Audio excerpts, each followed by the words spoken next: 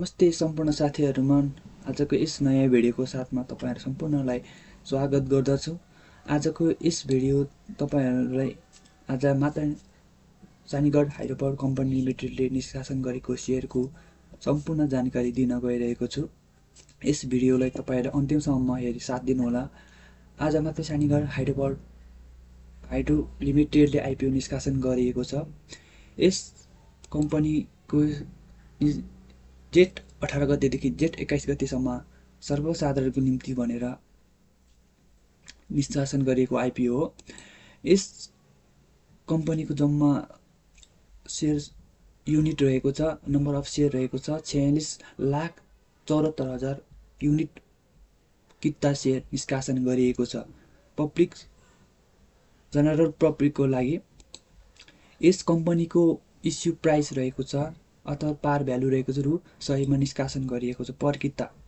अनि यस कम्पनी रहेको छ, यस कम्पनीको सेक्टर रहेको छ हाइड्रो पावर। अनि यस कम्पनीको इस्यु म्यानेजर रहेको छ एलएस क्यापिटल रहेको छ। यस कम्पनीको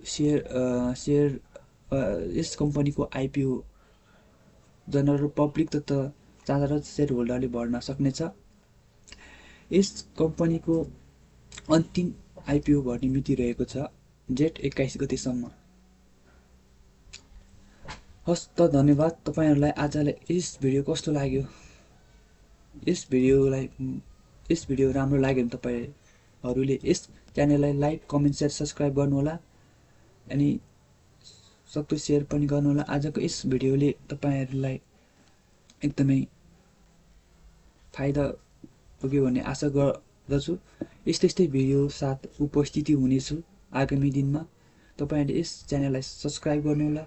यस च्यानललाई सब्स्क्राइब गर्नुभयो भने तपाईहरुले आगामी दिनमा यस्तै भिडियो सर्वप्रथम तपाईहरुको मोबाइलमा नोटिफिकेसन सर्वप्रथम आउने छ। त्यसैले यस्तै भिडियो साथ उपस्थित हुने छु। आजलाई यस भिडियोबाट बिदा हुन चाहन्छु। हस्त धन्यवाद।